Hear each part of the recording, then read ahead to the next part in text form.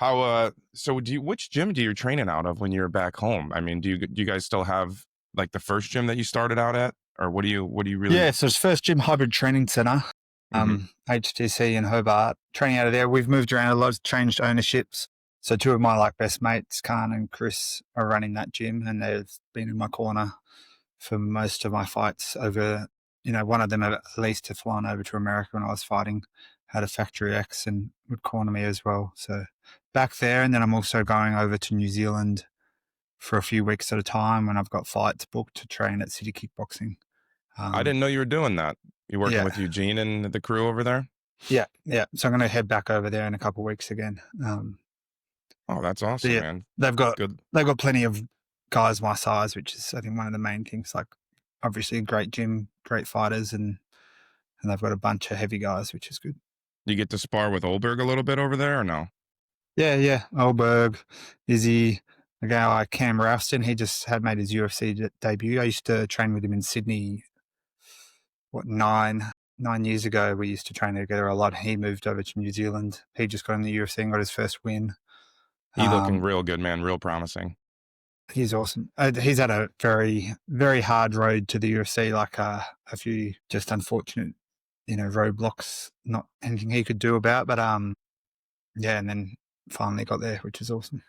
Is I mean, you've obviously been in PFL for a couple of years now, and a champ from a few years back as well.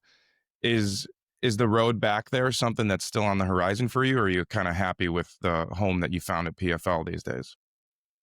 I'm very happy with the PFL, but UFC is always, it's the It one is that what it everyone is. knows. It's the one that started it. So it'd always be nice to go, finish your career there. It's the Hmm. biggest.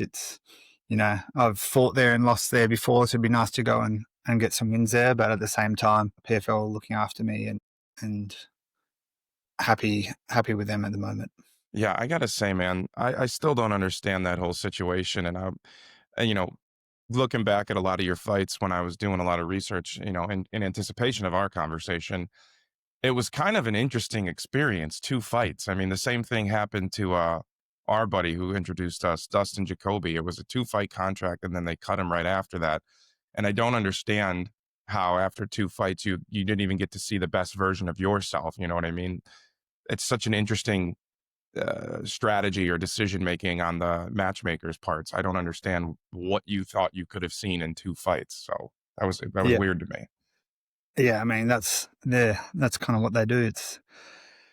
It's rough, but yeah, mine was a 4-fight contract, 2 fights, 2 losses, and then I just get told by my manager that was it. Oh, fuck Yeah, them for that, buddy. yeah, Dude, I was thinking about how you're 33, right? yeah. Yeah. You've already been in this sport over a decade, man. That is an insane number of years of experience, I feel like. Most guys now, I guess they're coming in earlier, but 10, 12, 13, 14 years, this is a long time for you. I feel like, I mean, physically, I feel like you're probably just approaching your peak. I mean, wouldn't you think? Yeah, I think for my weight class as well, kind of 33, the next, 4 or 5 years are probably potentially my best years and then call it quits. It's kind of weird being at the point where I'm at. I can see the finish, like I've never, it's always been ages away and now it's like 33, it I, could end.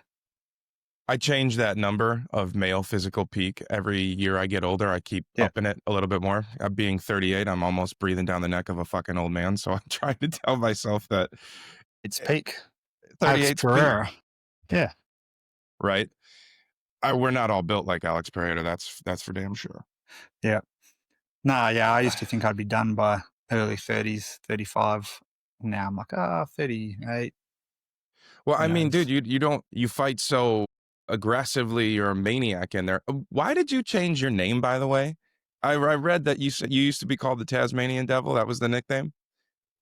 Nah, That's that was not my real. coach's name. Nah, that wasn't real. My coach's name was the Tasmanian Devil. That's a badass name. If you could have had that, though. Yeah. Yeah, for those who don't know, Rob's obviously calling in from Tasmania. Man, I've been talking to Kelly. We want to try to get out there soon. I don't know. And I was actually So I got and I was in like getting my hair cut today, right? We're in a barber shop, and these guys know that I have a pod, and they're all MMA fans. And I told them we were talking tonight, and then we got to talking about specifically just the journey to Australia. How hard was it for you, especially when you were fighting in the States or whenever you fight not in Australia? Is the travel on when you arrive, acclimating to the time zone, the climate, and shit like that? Is that a battle before the fight even?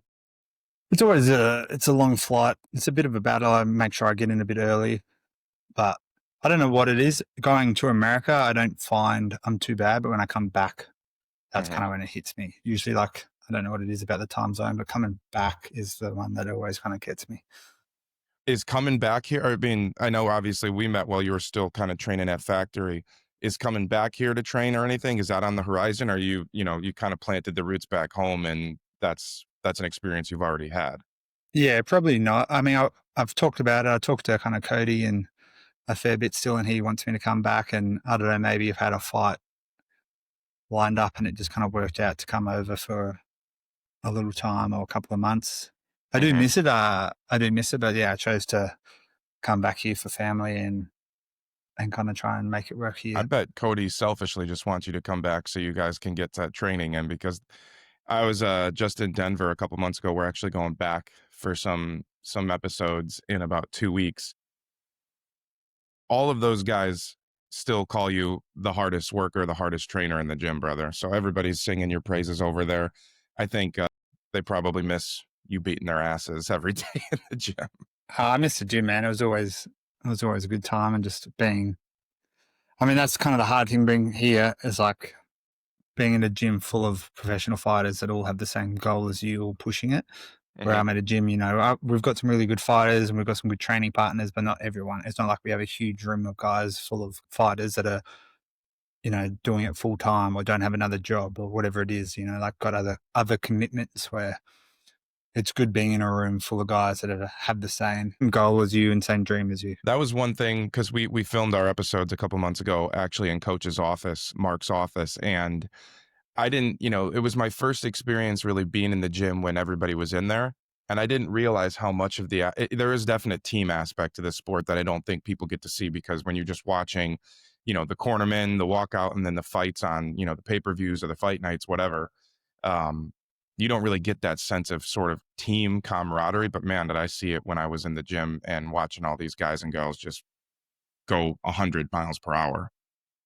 Yeah, definitely. If you don't have a team, like it's hard to, I mean, you can go out and train and push yourself by yourself, but without a team pushing you and trying to make you better and you trying to be better than each other or one person's having a good day, one person's having a shit day, you're pushing that guy to still get up and train.